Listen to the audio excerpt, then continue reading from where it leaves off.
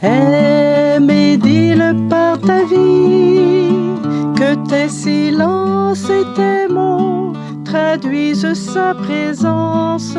Aime et dis-le par ta vie, comme lui fait chanter tes jours et tes nuits.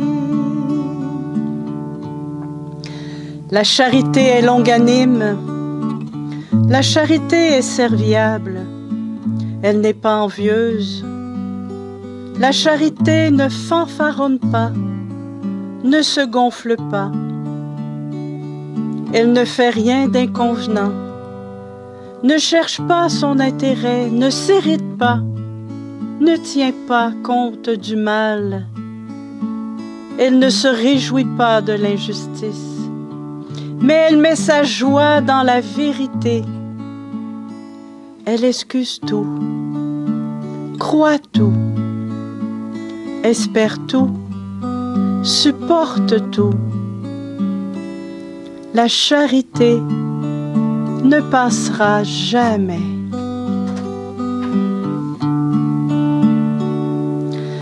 Aime et dis-le par ta vie, que tes silences et tes mots traduisent sa présence.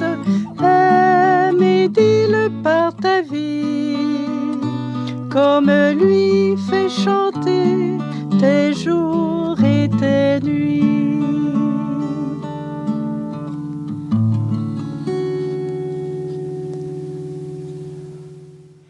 Bonjour, je suis heureuse de te retrouver dans cette neuvaine de l'amour et je viens te parler d'une petite fille étonnante. Une petite fille qui a vécu 11 ans au début du XXe siècle, de 1911 à 1922. Une petite fille qui est l'aînée de 4 enfants. Cette petite fille s'appelle Anne de Guigné. Elle est née à Annecy, en France, dans les Alpes françaises. Et c'est une petite fille vive, enjouée, jolie, qui a un caractère très fort. Elle est aimée, elle est dans une belle famille, mais elle a un caractère fort, mais aussi elle a un caractère épouvantable. Elle est colérique, orgueilleuse, dominatrice. Elle impose toujours ce qu'elle désire et elle n'a pas beaucoup forcément de compassion pour ceux qui lui sont inférieurs. Et son grand-père disait d'ailleurs « Je plains sa maman quand elle aura 20 ans ». Alors c'était une petite fille qui avait beaucoup de qualités, mais qui avait aussi de gros défauts. Cette petite fille, en 1915, perd son papa à la guerre. Et sa maman en est très très triste, très malheureuse. La voyant pleurer, Anne dit à sa maman « Je voudrais tellement te consoler ».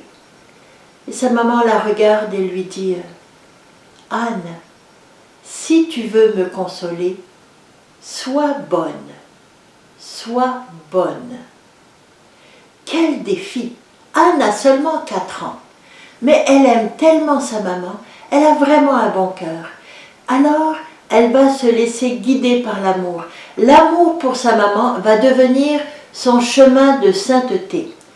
Et elle, qui était capable de dire à la cuisinière, Mélanie, qui se reposait dans le jardin, un moment, avant de rentrer pour son travail, « Mélanie, vous n'avez rien à faire ici. Votre place n'est pas ici. » « Et où est donc ma place ? Votre place est à la cuisine. » À 4 ans. Alors c'était tout un caractère. Mais ce caractère, elle va s'en servir pour devenir bonne.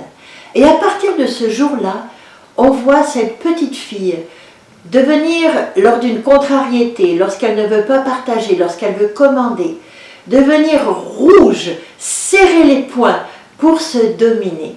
Elle va utiliser son caractère non plus pour dominer les autres, non plus pour servir son orgueil ou sa colère, mais elle va utiliser son caractère pour faire plaisir à sa mère et pour faire plaisir à Dieu.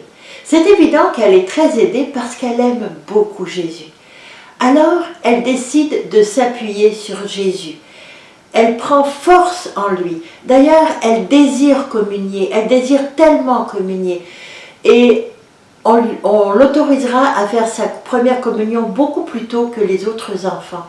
D'ailleurs, le prêtre qui lui fait passer son examen, parce qu'elle doit passer un examen spécial vu qu'elle est petite, qui dit « J'aimerais énormément que les autres personnes qui communient ou les adultes aient la moitié de la compréhension de la foi de cet enfant. » C'est pour dire que Anne aime Jésus et elle se laisse éclairer par l'Esprit Saint.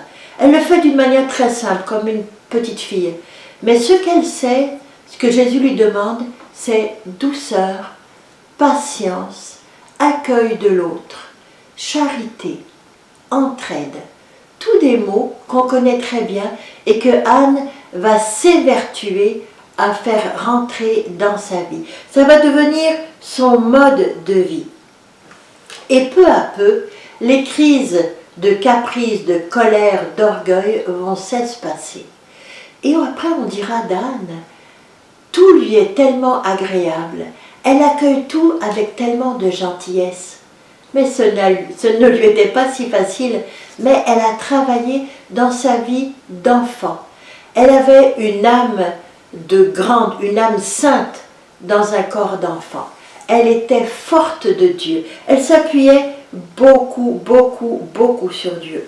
Elle faisait aussi des efforts continuels. Elle ne se relâchait pas dans ses efforts. Et c'est ça qui lui a permis de tenir jusqu'au bout. Et elle a découvert un amour immense d'être avec Jésus, envahi d'une paix profonde de son amitié particulière avec Jésus. Et de cette paix, elle en a fait profiter tous ceux qui étaient autour d'elle. Et au fur et à mesure de sa croissance, 7 ans, 8 ans, 9 ans, 10 ans, son amour s'élargissait. D'abord sa mère, ses sœurs, ensuite les personnes qui vivaient dans son entourage, ensuite ceux dont elle entendait parler, ensuite le monde entier.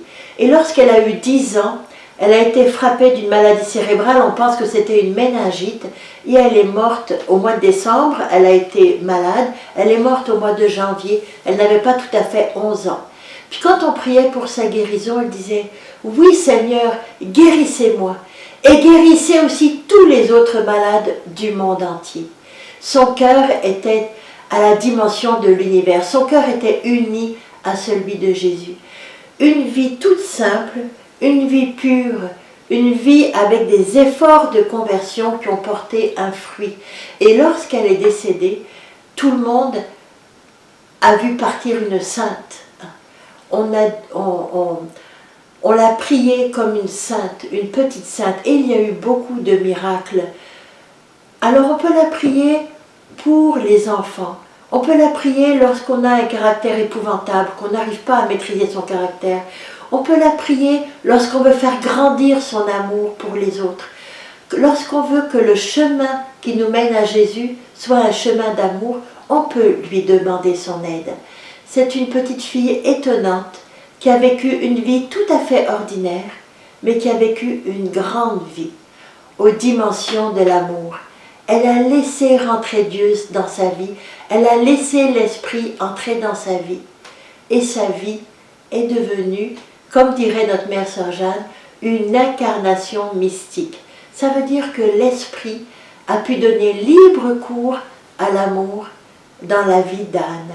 Elle a laissé l'Esprit incarner dans sa vie tous les gestes d'amour qui lui inspiraient. Alors, je te souhaite une bonne journée en compagnie d'Anne de Guigny. Au revoir et à demain.